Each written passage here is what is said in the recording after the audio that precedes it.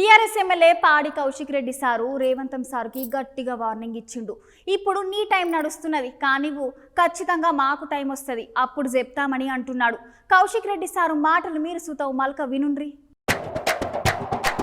అవును, పాడి కౌశిక్ రెడ్డి సార్ ముఖ్యమంత్రి రేవంత్ సార్కి వార్నింగ్ ఇచ్చిండు. బీఆర్ఎస్ ఎమ్మెల్యే దానం నాగేందర్ సార్ను కాంగ్రెస్ పార్టీలో చేర్చుకొని రేవంత్ రెడ్డి సార్ బాగా నవ్వుతున్నాడని అంటున్నాడు. అంతేకాకుండా కౌశిక్ రెడ్డి సార్ మాట్లాడుకుంటా మీరు గెలిచి కొట్టిర్రు, ఈసారి మేము తీసుకున్నాం, మేము ఖచ్చితంగా కొడతాం, అప్పుడు మీరు కోలుకోవడం అంటూ ఉండదు అసలే అని అంటున్నాడు. సార్ మాటలు మీరు ఒకసారి వినుర్రి.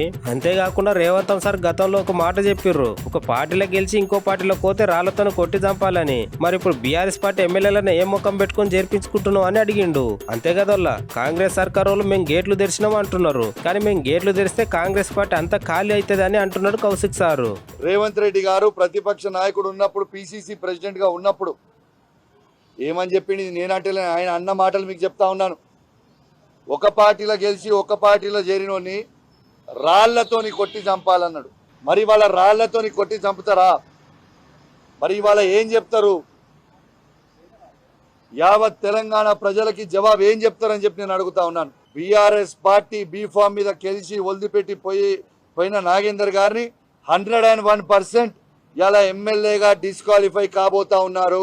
సుప్రీం కోర్టు జడ్జిమెంట్ ఇచ్చింది, 3 months లోపలనే డిసిషన్ తీసుకోవాలి స్పీకర్ గారు అని సుప్రీం కోర్టు కూడా జడ్జిమెంట్ ఇచ్చిన దాఖలు ఉన్నాయి. నువ్వు కొట్టినావు, మేము తీసుకున్నాం. మేము కొట్టినప్పుడు నువ్వు లేవకుండా కూడా అవుతావు అని చెప్పి సందర్భంగా నీకు కూడా తెలియజేస్తా ఉన్నాం. మేము గేట్లు తెరిచినాం, మొత్తం వస్తున్నారని. బిడ్డ నువ్వు గేట్లు తెరిచినావు, మేము ఇంకా గేట్లు తెరవలే. ఇక మేము గేట్లు తెరిచిన రోజు మీరు మొత్తం భూస్థాపితం అవుతారు. తస్మాత్ జాగ్రత్త. నోరున్నదని ఇష్టం ఉన్నట్టు మాట్లాడడం కూడా మంచి పద్ధతి కాదని చెప్పి సందర్భంగా తెలియజేస్తూ సెలవు.